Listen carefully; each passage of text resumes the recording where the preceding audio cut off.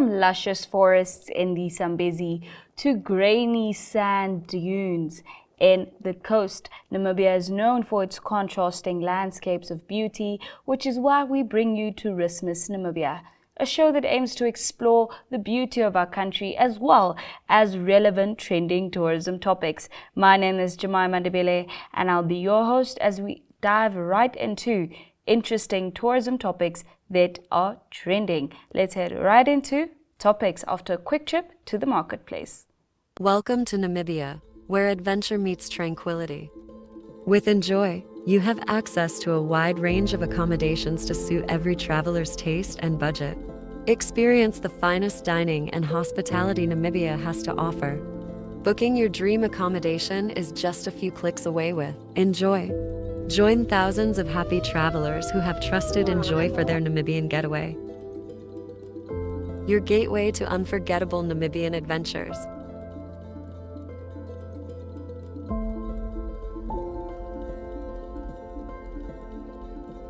Visit us today at enjoy.my.na.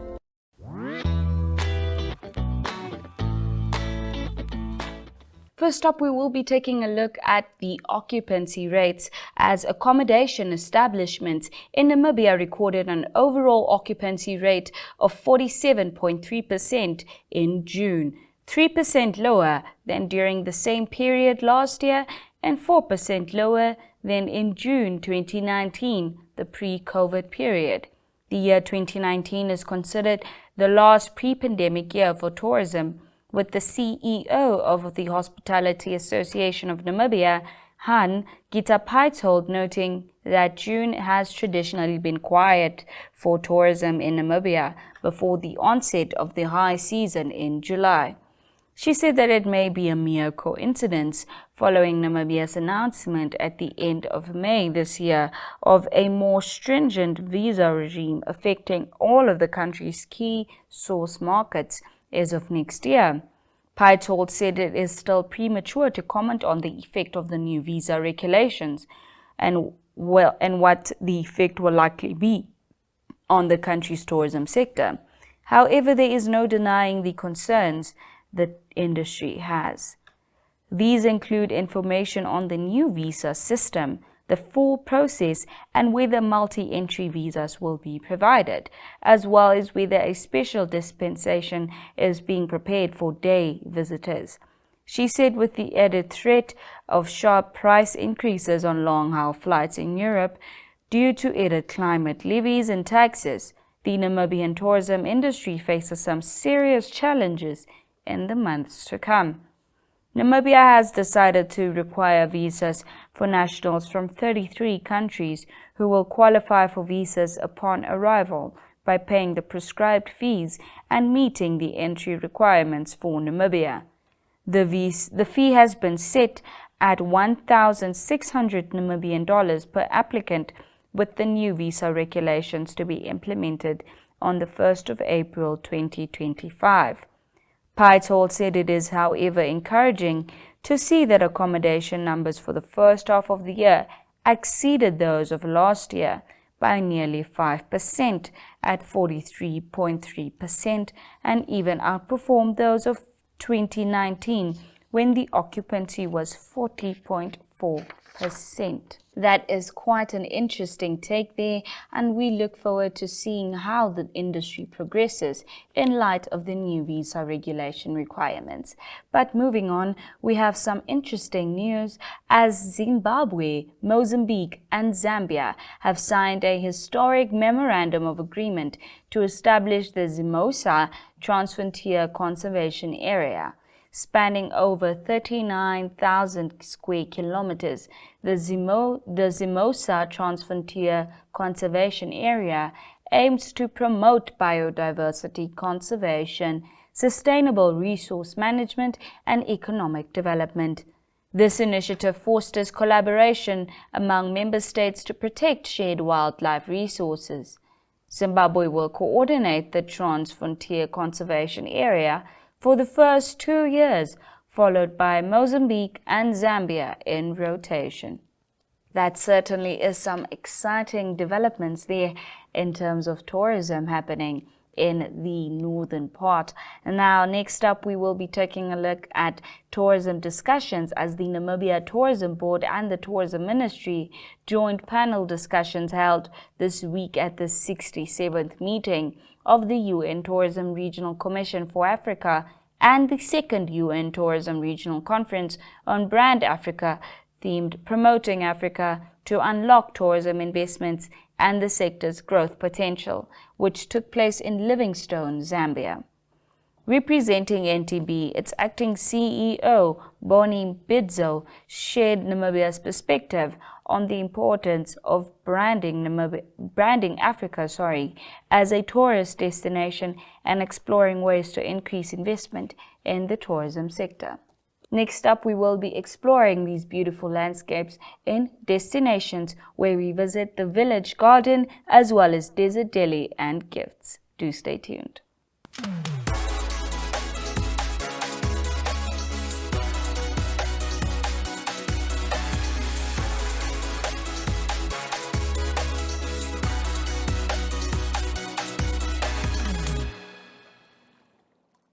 Managing Director of the Village Garden in Windhoek, Alzan Otto, tells us more about this unique spot situated in Eros, which hosts several eateries, boardrooms, and has a lot to offer. Beso Media has provided the content for this video. Let's take a look. Hey, my name is Alzan and I live in Windhoek, Namibia. And welcome to the Village Garden restaurant. We are situated at 18 Lilienkron in Eros, Windhoek. We opened our doors for the first time in April 2022. So it's a bit of a story how we started the Village Garden. I was approached by a local foodie and a businessman to start the endeavor with them of opening a restaurant. At first I was quite nervous when I saw how big this place is, but with all of the support from my two business partners, we managed to open our beautiful space. And recently we've added in the Speakeasy, our bar and restaurant, which was open at night time. So besides the normal restaurant where we are open for breakfast and lunch, as mentioned, we are also open for dinner now. We have boardrooms, we have facilities where we can host up to 100 people in the indoor facility. We have beautiful outside venues and we also do catering. At the moment, we have 38 individuals employed at the Village Garden, which is really exciting. We never imagined to have so many employees when we started the business initially. Our future plans for the Village Garden and the Speakeasy Bar and Restaurant is to really turn this place into a social and cultural hub. We want people to meet, mingle, and enjoy delicious food. I think what sets us apart from any other place is the beautiful environment that you're in.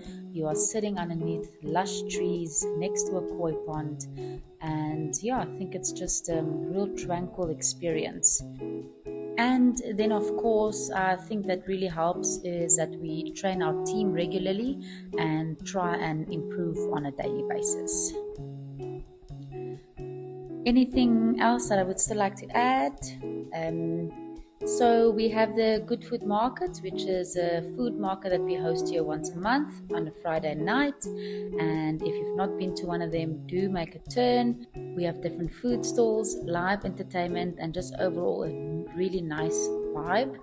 If you are more into a daytime market, we also host the Sunday local market, which is once again very nice with local arts, crafts, veggies, craft beer, and loads of other options. And once again with live music.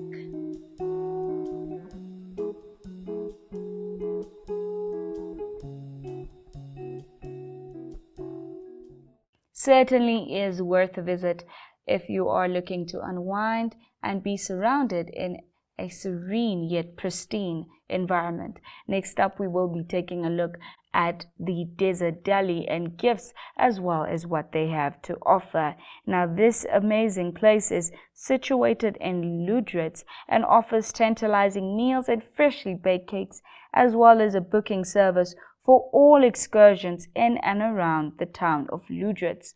You will also find a variety of products, lovely gifts, and memorabilia to choose from, situated in the southern coastal gem of Luderitz.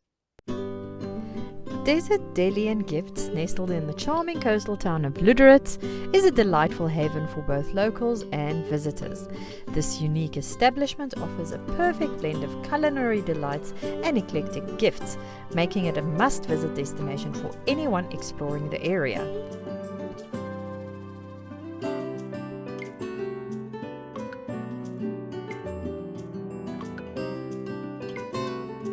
Upon entering Desert Deli Gifts, one is immediately greeted by a warm and inviting atmosphere.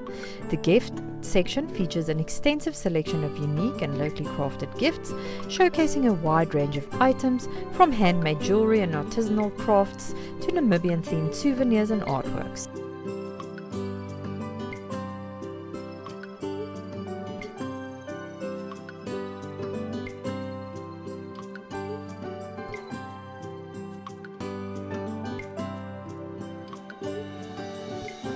Each piece is carefully curated, reflecting the rich cultural heritage and natural beauty of Namibia.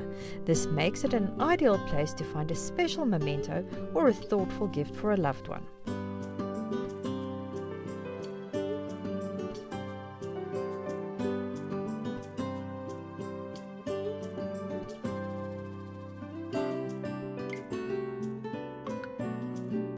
What sets Desert Deli Gifts apart is its commitment to supporting local artisans and producers. By sourcing locally produced items, the establishment not only ensures high quality, but also contributes to the local economy and community.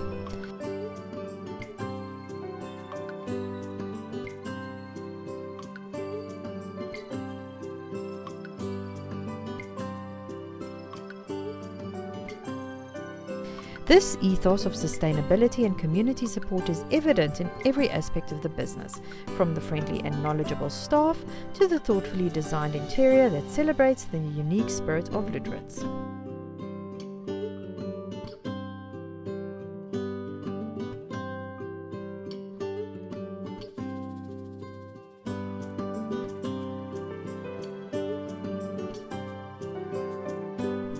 The deli section boasts an impressive array of freshly prepared foods, catering to a variety of tastes and preferences.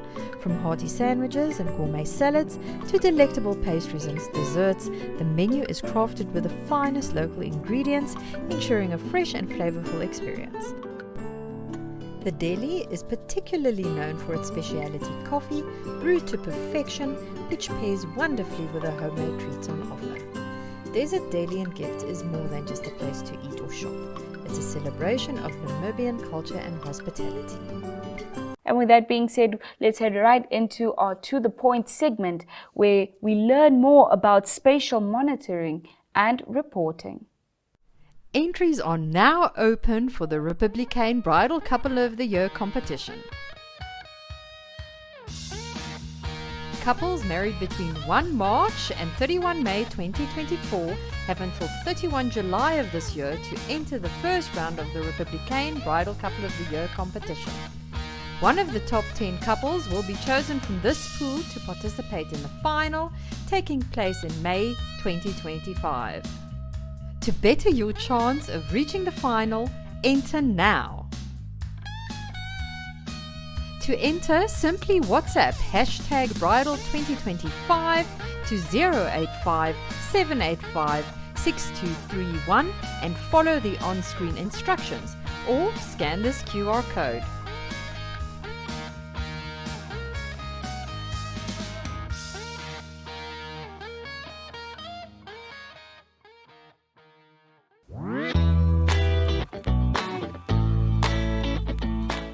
Now, the Ministry of Environment and Tourism has provided us with more insight into a spatial monitoring and reporting tool, also known as SMART, that is used to globally help in better managing wildlife protection by monitoring sensitive and high-value species, natural resource consumption, human-wildlife conflict, and wildlife crime. Let's take a look.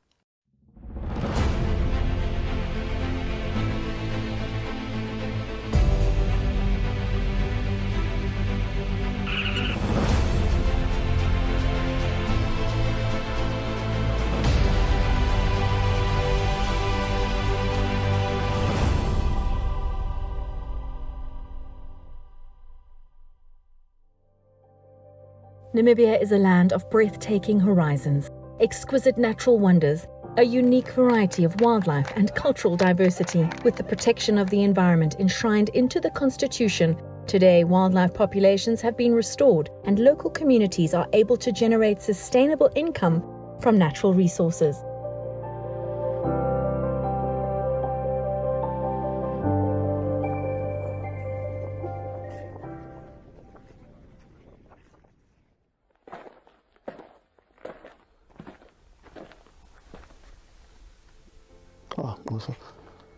This is one country that holds the largest population of black rhino. If not in sub-Saharan Africa, across the world, it's the one place where you have elephants that are transboundary between 5 countries within the CASA framework. It is the one country where you have a free-roaming population of lions moving in between protected areas and communal land. Namibia's protected areas are vital tools for conserving natural resources in the country, the biodiversity aspects of this country. Today we're talking about just over 44% of land being under conservation. And this is important for biodiversity conservation and tourism development in the country. These are valuable assets that we have as a country, but that monitoring just contributes to the conservation efforts that we have in order for us to make these protected areas sustainable, but also contributing to the economic development of this country. And SMART practically helps us to really bring in the technological aspects in terms of our adaptive management cycle, from the management of wildlife to the management of infrastructure to the management of our staff complements within our protected areas. These monitoring tools are able to help us to see where the different herds are moving. At the same time, monitoring also enables us to really have a good grasp on especially cross-boundary or transboundary species that are moving in between the riverines. You have mentioned the CASA and so on, where we have elephants that are really transboundary, and we need to have very, very clear knowledge when we speak to our neighbors, to know that, where our elephants are moving, where our rhinos are moving, where our lions are moving. So it's quite critical in that aspect. So we do conduct transboundary patrols with our counterparts, be it Botswana, Angola, as well as Zambia. So during these activities, we conduct on the border patrols, we visit communities within each of the countries and sensitize them on the dangers of indulging in wildlife crimes. There's a lot of countries globally that are using the system, and it helps with the conservation because it also monitors some endangered species. You can see how the population of animals are growing. SMART has really helped us to collect data much easier. Managers now can make better decisions based off the information that's actually gathered in the field. It has allowed better reports to be generated, mapping of information. But this information can be housed centrally, and that can help future managers to go back to this, because it's a digitized system, go back to this information and actually see what has happened before and also predict future plans. I'll mention one incident where we had a rhino injured during poaching incident, and I needed to have coordinate.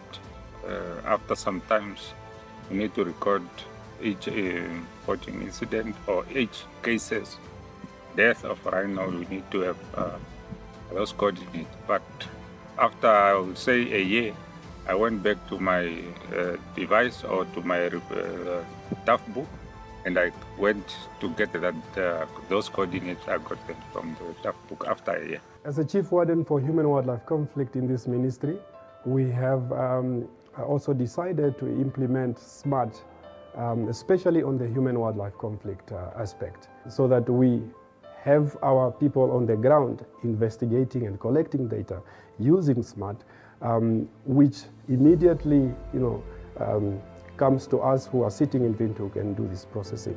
So the visual aspect of SMART is very excellent, because the requirement for human-wildlife conflict, or the requirement for someone to get paid, for example, is that we need to see evidence. It makes my work so much easier, because it takes me away from sorting papers and going through a lot of forms. Everything is so simplified with SMART. I will not spend much of the time on writing or drafting reports. Because once you do the patrols, when you come back, you download the data that you've collected from the patrols, and you do the debrief. You can see exactly where and the effort that you are putting on. Since 2016, the rollout of SMART in Namibia has been comprehensive and dynamic, spreading rapidly across this vast country, with even more planned for the future. I think what we receive from the ground is also impressive, because it has made a difference for us to understand what is happening in the national parks, and therefore it has made it easier for us to make decisions and also guide, because the more we receive this information also helps in guiding on what is happening in the protected areas. And therefore it's important, as we move forward, that we have the SMART program or the SMART tool that help us to monitor the conservation targets that we have, because that in itself help us to determine the impact that we are having. SMART is great. SMART has made everyone's life so much easier. It's user-friendly. Even illiterate rangers can use it. It allows managers to, at a click of a button, really be able to see what's happening in their protected area and help them then to make better decisions to manage their areas. SMART is digitally transforming Namibia's parks and wildlife management systems. With these successes seen using the SMART approach to conservation management, the Ministry of Environment, Forestry and Tourism is rolling out SMART in every national park in the country, with a view to include all protected areas and conservancies. The SMART program has been collaborative and inclusive, transferring data into actionable knowledge. In Namibia, SMART is empowering people and protecting nature.